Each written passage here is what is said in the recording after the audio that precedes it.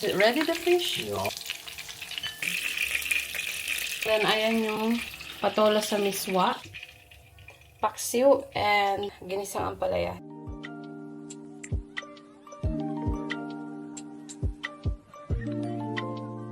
Una ko naman ang hihiwain itong para sa ginisang ampalaya.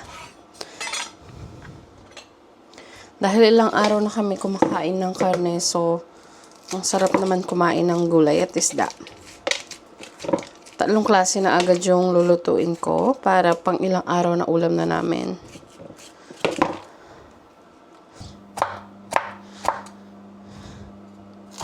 Ayan ko siya sa ganito para mas marami tignan. Nahugasin ko na itong mga gulay at isda ko.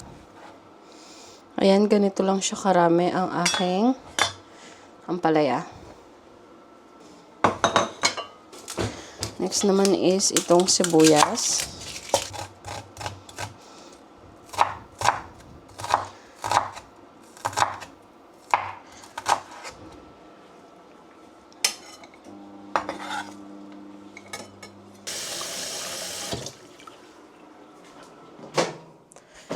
Ayan, meron din ako ditong kamatis para sa panggisa ng ampalaya.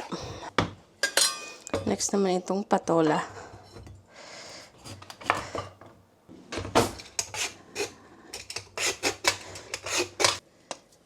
Okay. Yan.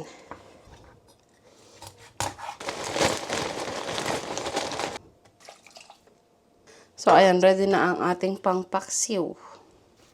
And then, dito naman para sa pipirituhin nating isda, lagyan na natin ng asin.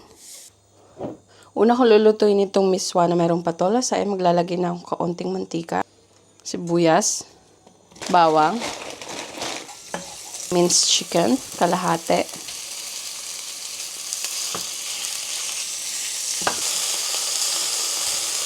egg. Ako dito ng chicken nor cubes. Dito naman sa kabilang kawali, sasalang na natin itong paksiw. After ko pinakuluan ng 5 minutes, ayan, ilalagay ko na itong patola. Ayan, dahil malambot na yung patola, last natin ilalagay ang miswa. Pakuluan lang natin to ng 2 to 3 minutes hanggang sa maluto ang miswa. Lagay tayo ng kaunting patis.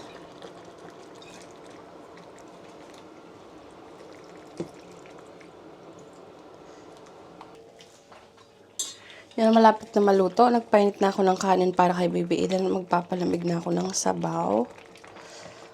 Dahil gutom na ang aking baby boy. So, ayan ang para kay Baby Eden.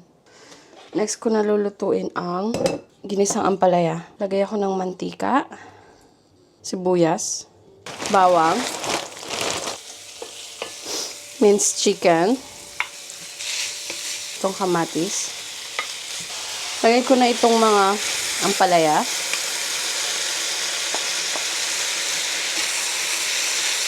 And takpan lang natin hanggang sa maluto. Chicken. Where's chicken? Oh, chicken. Papasubo ang baby boy. Oh, it's okay. It's okay. Is it yummy?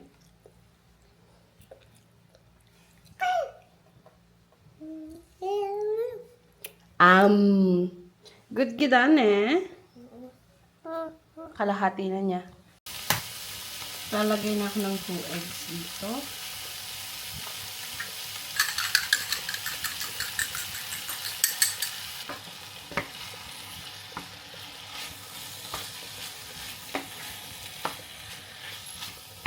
Kaunting asin, minta.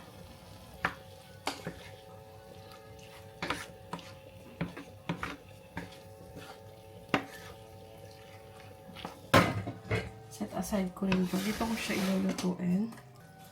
Ngayon naman, pipirituhin ko yung mga isda. Hahatiin ko sa dalawa itong isda para mabilis maluto.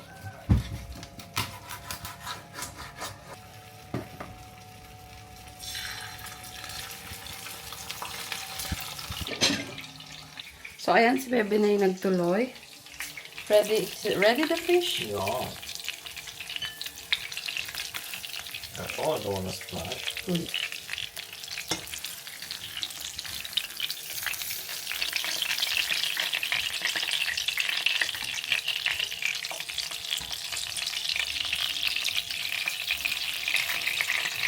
Thank you. And then, ayan yung bola sa miswa. And then, ready na rin yung paksiw and itong ampalaya. Ginisang ampalaya. Nilipat ko na sa lagayan. So, ayan guys, kain tayo. Bali, yung kakainin ko ngayon, yung isda. Ginisang ampalaya na merong egg and chicken fillet. Yung patola and miswa naman, kinain ko siya kanina with baby Aiden. Bali, dinner na to. Hindi ko lang nabidyahan. And super sarap nun. Na-enjoy namin parehas magnanay. And now naman, ito yung crave ko. Ang ginisang ampalaya. And meron pa akong isda dito natira. Ayan. Kasi nung kumain ako ng patola na merong miswa, nag-isda rin ako. Ang sarap ipares dun sa miswa. Ayan, meron ako ditong chili flakes na nilalagay sa food ko para umanghang. And then, ayan. Gusto ko sinasawsaw yung isda sa ketchup. Bali, ayan yung food ko. Yan, kain tayo. Kain.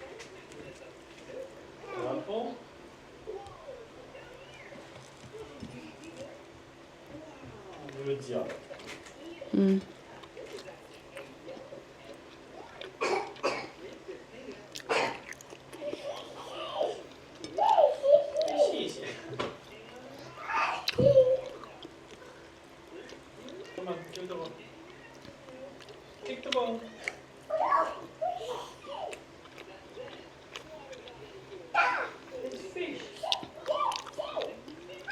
Napakapait ng ampalaya pero gusto ko siya ng ganito.